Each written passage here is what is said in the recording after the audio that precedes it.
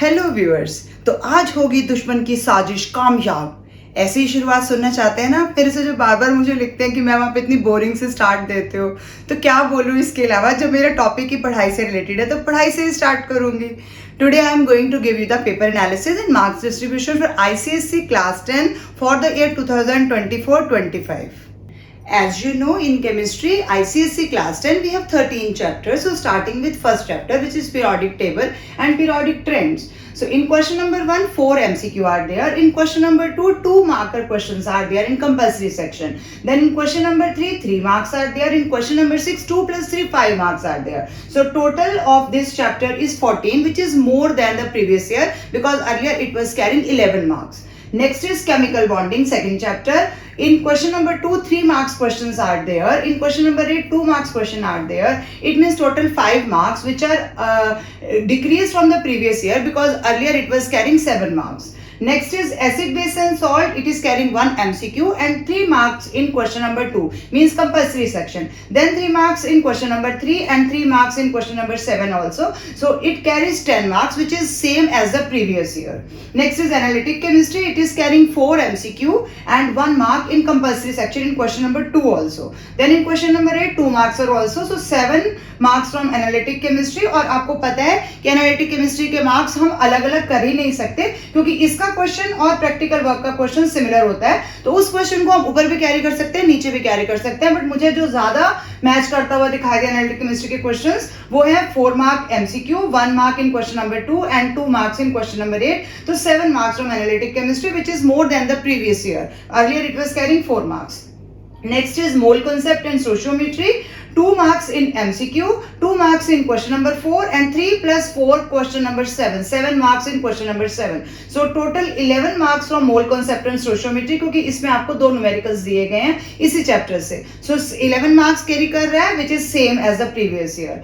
Next is electrolysis. 2 MCQs are there.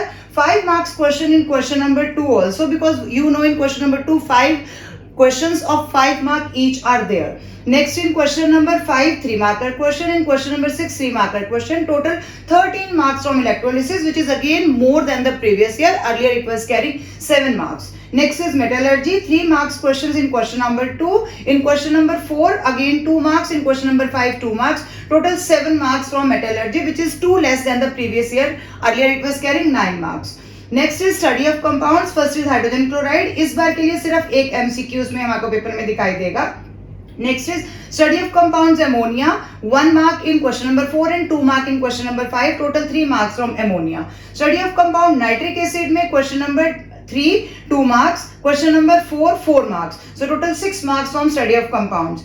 And sulfuric acid 1 question in compulsory section and then 2 marks in question number 3. So 3 marks from study of compound. So overall अगर हम average check करेंगे तो study of compounds के अभी के जो हमारे marks बन रहे हैं it are 13 और लास्ट ईयर it was 25. तो 25 से इस बार ये रिड्यूस हुए हैं क्योंकि आप देख सकते हो हाइड्रोजन क्लोराइड आपका 6 मार्क्स का था, 1 मार्क का हो गया, 9 मार्क्स का था, 3 मार्क्स का हो गया. ये हमारा नाइट्रिक एसिड सेम रहा है और 4 मार्क्स का सल्फ्यूरिक एसिड जो कि अब 3 मार्क्स का हो गया. तो टोटल मार्क्स इस चैप्टर से थोड़े कम किए गए हैं. हालांकि उनको हम ऐसे नहीं कह सकते कि यही सेम आपके पास आ जाएगा, लेकिन फिर भी हम ये एज्यूम कर सकते हैं कि 25 मार्क्स का ये स्टडी ऑफ कंपाउंड्स था जो कि इस बार के लिए 13 मार्क्स का आपको स्पेसिफिक पेपर में दिखाई देगा. ये नहीं है कि ये फिक्स ही हो गया कि इतना ही आएगा, बट आप इसे थोड़ा सा अंदाजा लगा सकते हैं. और लास्ट हमारा ऑर्गेनिक केमिस्ट्री आ रहा है. 1 marks in MCQ, 2 plus 5 marks का नोमेनक्लेचर क्वेश्चन नंबर 2 में, यानी कि 7 और 8 मार्क्स कंपल्सरी सेक्शन में ही कवर कर रहा है organic chemistry. 1 mark in question number 4 and then 3 plus 3 marks का सैचुरेटेड और अनसैचुरेटेड कंपाउंड का भी आपके पास क्वेश्चन है क्वेश्चन नंबर 8 में. So total it is carrying 15 marks now and earlier it was carrying 13 marks. Now coming to practical work, जिसका question आपको पता है study of compound, acid base, salt, analytic chemistry तो मिक्स होके होता है. तो क्वेश्चन नंबर 5 में ऑब्जर्वेशन बेस्ड क्वेश्चन है, क्वेश्चन नंबर 6 में 2 मार्क का और इसमें 3 मार्क का. टोटल 5 मार्क्स का आपके पास प्रैक्टिकल वर्क से भी है जो कि प्रीवियस ईयर 3 मार्क्स का था. तो मेजर ट्रेंड जो आप चेंज देख सकते हो यहाँ पर वो ये है कि आपका जो प्रैक्टिकल वर्क और एनालिटिक केमिस्ट्री या यूं कहें कि ऑब्जर्वेशन बेस्ड क्वेश्चन जो है उनके मार्क्स इंक्रीज किए गए हैं, क्योंकि वो चाहते यही है कि बच्चा जो भी करे वो समझ के करे। तो earlier it was carrying 7 marks total. अगर मैं एनालिटिक और प्रैक्टिकल वर्क को कंबाइन करती हूँ तो आपके पहले थे 7 मार्क्स, जो कि इस बार 12 मार्क्स कर दिए गए, यानी कि 5 नंबर सीधे आपके ऑब्जर्वेशन बेस्ड क्वेश्चंस के साथ इंक्रीज किए गए हैं, ताकि मोर जजमेंटल पेपर बन सके, आप ऑब्जर्वेशन बेस्ड क्वेश्चंस को अच्छे से समझ के कर पाए। और उसके मार्क्स एडजस्ट करने के लिए स्टडी ऑफ कंपाउंड्स में थोड़े से मार्क्स रिड्यूस किए गए हैं, 2 मार्क्स ऑर्गेनिक केमिस्ट्री के अंदर बढ़ाए गए हैं, और आपके पास यहाँ अगर आप देखेंगे तो फर्स्ट चैप्टर में भी इंक्रीज दिखाई दे रहा है आपको अभी के ट्रेंड के हिसाब से। बाकी थोड़े बहुत चेंजेस होंगे, स्लाइट वेरिएशंस होनी होती हैं, हम आपको सिर्फ आइडिया दे सकते हैं ताकि आपको पूरा पता चल सके। जैसे अभी आप देखिए मोल कॉन्सेप्ट और स्टोइचियोमेट्री आपके कितने ज्यादा मार्क्स कैरी कर रहा है। एक ही चैप्टर जिसको न्यूमेरिकल्स क्लियर हो गए उसके 11 मार्क्स हैं, ये लास्ट ईयर भी 11 था, अभी भी 11, इट मींस इसका फिक्स है कि ये 11 नहीं तो 12, ज्यादा से ज्यादा 1 मार्क का हम टॉलरेंस लेके चल सकते हैं।